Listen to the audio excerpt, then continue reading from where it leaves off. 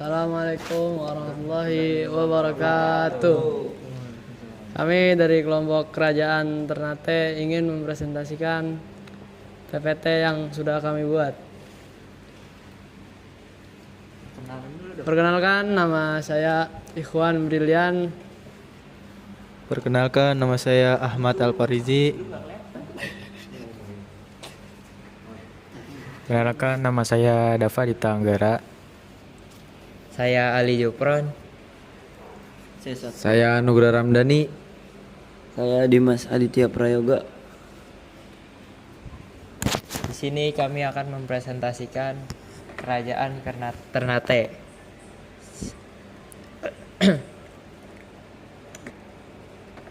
Identitas Kerajaan Ternate. Kerajaan Ternate yang didirikan pada tahun 1257 Masehi oleh Bab Masur Malamo di Pulau Ternate, Maluku Utara. Awalnya dikenal sebagai Kerajaan Gapi sebelum bertransformasi menjadi Kesultanan Islam di bawah Sultan Zainal Abidin pada abad ke-15. Sebagai salah satu dari 4 kerajaan Maluku, identitas utama Ternate melekat kuat pada perannya sebagai pusat utama perdagangan, sebagai rempah-rempah global, khususnya cengkeh. Puncak kejayaannya dicapai di bawah Sultan Babullah 1570 sampai dengan 1583 Masehi, yang berhasil mengusir bangsa Portugis dan menjadikan Ternate sebagai kekuatan maritim dan politik dominan di wilayah timur Nusantara. Oke, selanjutnya ada awal berdirinya Kerajaan Ternate. Kerajaan Ternate berawal dari perkumpulan beberapa momole atau pemimpin marga di Pulau Ternate yang didorong oleh kebutuhan untuk menyatukan wilayah dan mengatur perdagangan cengkeh yang kian berkembang. Proses persatuan ini menghasilkan penunjukan pemimpin tunggal, Bab Mansur Malamo atau Momole Chiko, yang kemudian mendirikan Kerajaan Ternate, Kerajaan Gapi. Pada tahun 1257 Masehi, menjadikannya salah satu kerajaan tertua di Nusantara yang berbasis pada kekuatan ekonomi rempah-rempah di kawasan Maluku. Peristiwa penting dalam sejarah Kerajaan Kesultanan Ternate adalah perlawanan heroik terhadap dominasi bangsa asing yang mencapai puncaknya pada masa pemerintah Sultan Babullah 1570 sampai 1583 Masehi. Setelah ayahnya Sultan Khairun tewas dibunuh secara licik oleh Portugis, Sultan Babullah memimpin pengepungan besar-besaran terhadap benteng Sao Paulo selama 5 tahun dan berhasil mengusir seluruh pasukan Portugis dari Ternate pada 25 Mei 1575. Kemenangan gemilang ini tak hanya mengembalikan kedaulatan Ternate tetapi juga membawa kesultanan pada puncak kejayaannya, di mana kekuasaan dan pengaruhnya membentang luas hingga 72 pulau di wilayah timur Nusantara, menegaskan posisi Ternate sebagai pusat rempah-rempah dan kekuatan maritim utama.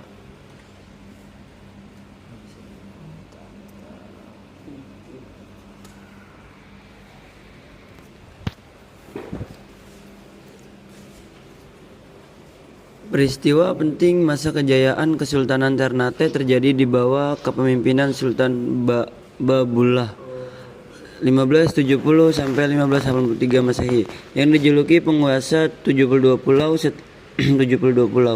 Setelah peristiwa penting pengusiran bangsa Portugis dari benteng Sao Paulo pada tahun 1575, kemenangan ini mendaki berakhirnya dominasi asing sementara dan membawa Ternate ke puncak kejayaan politik dan militer, di mana wilayah kekuasaannya meluas dari Maluku hingga ke Sulawesi, Filipina bagian selatan. dan Kepulauan Marshall. Pada periode ini, Ternate menjadi kekuatan maritim dan politik terkuat di Indonesia bagian timur, berhasil mengendalikan seluruh jalur perdagangan rempah-rempah, terutama cengkeh, dan menyebarkan pengaruh Islam secara signifikan di wilayah-wilayah kekuasaannya. Selanjutnya,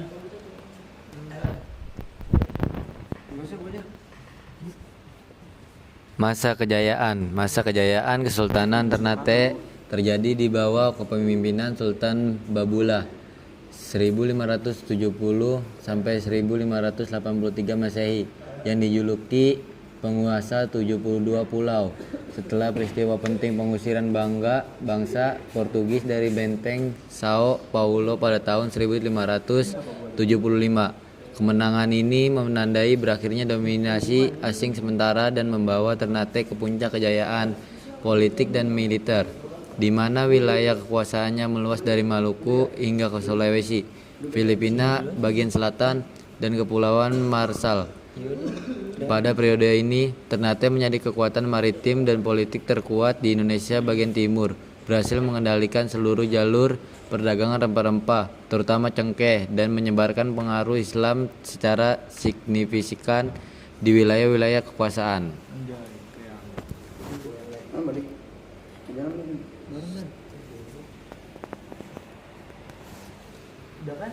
Raja-raja dan kebijakannya.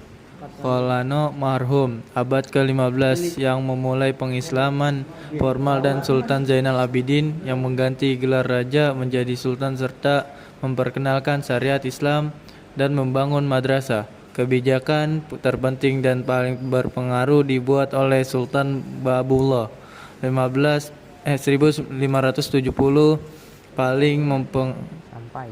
sampai 1583 Masehi yang fokus pada kebijakan militeristik anti kolonial dengan mengusir Portugis dari Ternate sehingga berhasil memperluas wilayah kekuasaan dan mengendalikan perdagangan rempah-rempah yang membawa Ternate pada puncak kejayaan dan menjadikannya kekuatan maritim regional.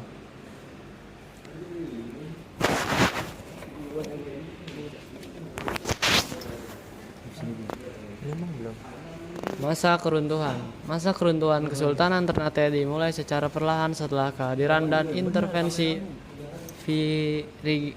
Virinigde Ostindische Compagnie atau VOC Belanda pada awal abad ke-17 yang secara sistematis menerapkan kebijakan monopoli perdagangan rempah-rempah ekstirpasi yang merusak ekonomi dan kedaulatan Ternate. Meskipun Ternate sempat melakukan perlawanan hebat di bawah pimpinan beberapa sultan, termasuk Sultan Mandarsyah, penandatanganan perjanjian yang mengikat ditambah dengan taktik divide et impera VOC yang memicu konflik berkepanjangan dengan kerajaan Tidore, akhirnya melemahkan kekuatan politik dan militer Ternate. Ternate kemudian hanya menjadi kerajaan boneka di bawah kendali VOC yang menandai akhir dari kekuasaannya sebagai kekuatan independen di Nusantara Timur.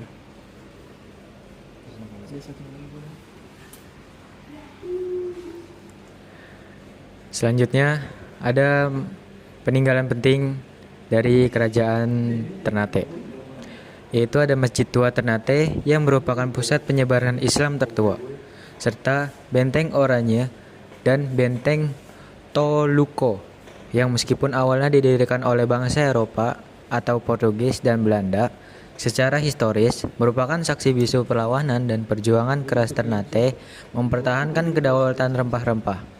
Selain bangunan fisik, warisan yang sangat berharga adalah Istana Sultan Ternate yang menyimpan berbagai artefak penting, termasuk mahkota adat, perhiasan, dan naskah kuno, serta adat istiadat dan gelar kebesaran seperti tradisi Kolano dan Sultan yang masih dihormati hingga saat ini.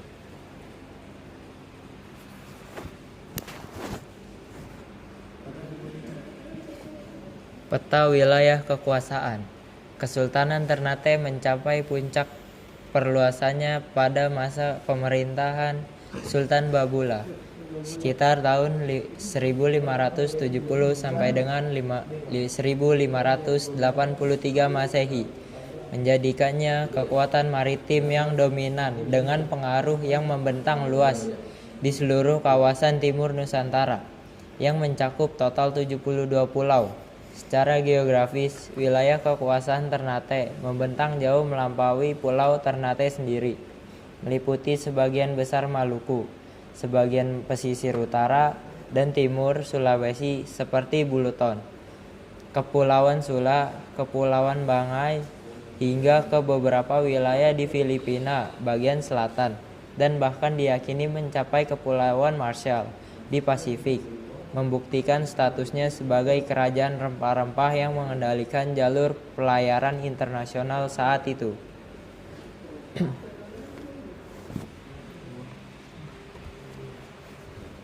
Kesimpulan, Kesultanan Ternate berdiri pada tahun 1257 Masehi dan berevolusi dari kerajaan Gapi menjadi kekuatan Islam yang mendominasi berkat kekayaan rempah-rempah atau cengkeh, mencapai puncak kejayaan di bawah Sultan Bahabullah sekitar 1570 hingga 1583 Masehi.